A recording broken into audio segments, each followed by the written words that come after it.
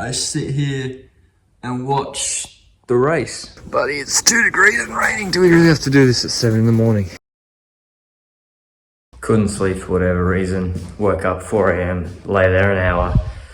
The clocks have gone forward as well, so basically got no sleep. Snowed again last night, as you can see, so I may as well watch the end of the Dodgers game, which is going to extra innings. By the way, the Mets fucking suck again. That payroll, that team, get me on there. In management, I'll fix it. Can't believe I have to watch this shit. It's gonna be a long season. Then Uribe shushed us. I don't even know why he's shushing us. The catcher was saying don't do it.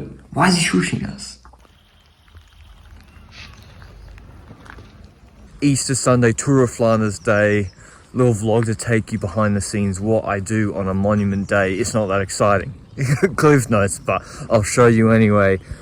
Toby, first things first, taking this motherfucker out for a spin, even though it's raining, just snowed. Clocks have changed, I don't know what time it is.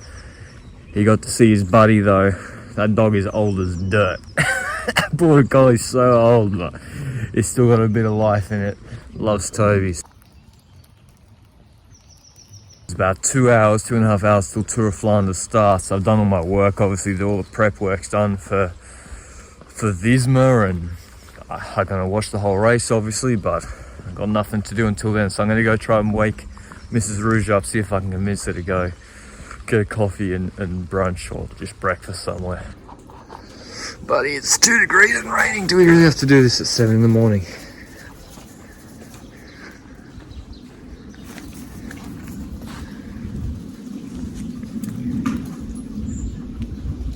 Shit throw.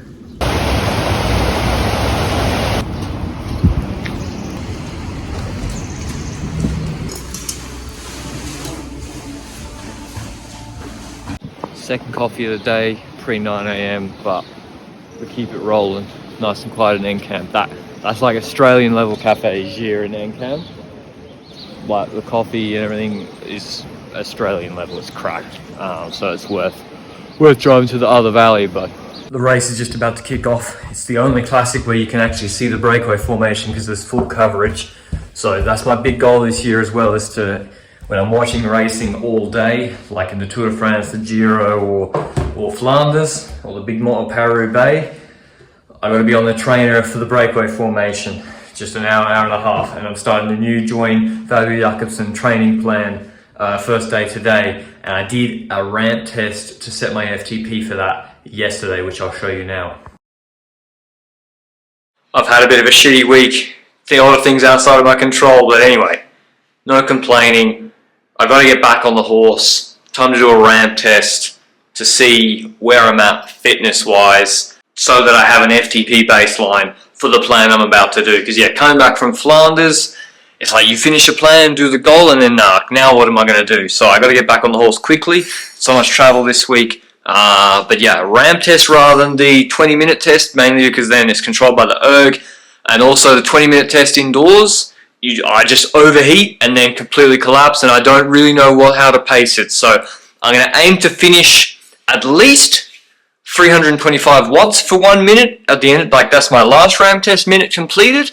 I'd be really happy completing 350, but I think 325 will be where I'm at, which again I think will overestimate my FTP because I have poor aerobic endurance and pretty good short form relative to that. So we'll see how we go. Indoors, 1300 meters altitude. Let's get the excuses ready and see how we go.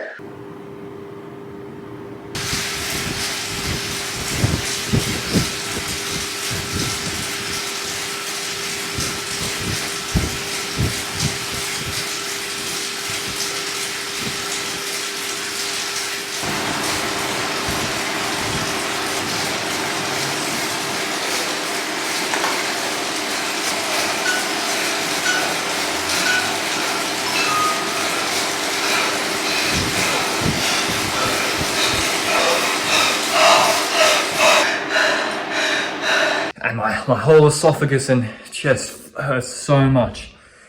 Probably because maybe I didn't warm up properly, but I don't know, I feel fucked. But now I've got to do a weigh-in.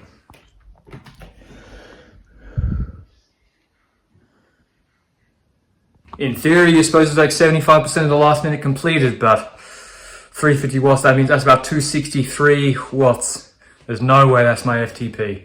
It's lower than that, I think. There's no way, and especially when you account for the altitude, say that's 270 at sea level, no chance I could do that for like an hour at sea level. So I think if I set my training zones at 262, 265, I wouldn't be able to do the training properly, and my heart rate would be fucked.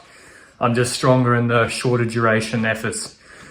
But then if I do threshold efforts with that FTP set, it would be a waste of time. So good to see the numbers at least, but also I think those sort of rule of thumb, you know, 75% of your last minute or 95% of your 20-minute power in an FTP test, the traditional one, you got to apply some sort of individualization or rationale to them based on what you know you can do. But weight loss, as you can see, pretty stable, 73 kilos, not really up or down much. Normally it's obviously lighter, 72 and a half, 72 in the mornings. So I guess the idea is gain 25 watts, lose 5 kilos. That's the next intermediate goal, to do that in about 6 weeks. Sunderland, ready to go. About to wave it. Hour and a half workout done, break went, and now it's pretty straightforward as you'd expect. I just sit here and watch the race for the next, by my count, 4 hours. So that's there ain't anything too complicated to it from here on out. Welcome back to the Lantern Rouge Cycling Podcast for our recap of the Tour of Flanders, both the men and women's race. And therein you have seen my Monument weekend. It's probably as you expected. Not too surprising. Watch race, then the race finished, and go and tell everybody Matthew Van Der Poel smashed people. That was the analysis that everyone thought would happen before the race, and that's what happened. So now Monday morning, bit of a rest, but then it doesn't stop. Basque Country today, especially with Vingegaard there. You know, it's an important race. So got to work this week, and but yeah, I love it. I still have the same excitement to watch a fucking Mickey Mouse Basque Country TT where the GC contenders go before coverage starts. I still have that same excitement to watch the whole thing as I did when 5 years ago. So I guess that's a good sign that I still love watching the races, but just more of a focus on trying to get some watts for myself this year. But I hope you enjoyed the video.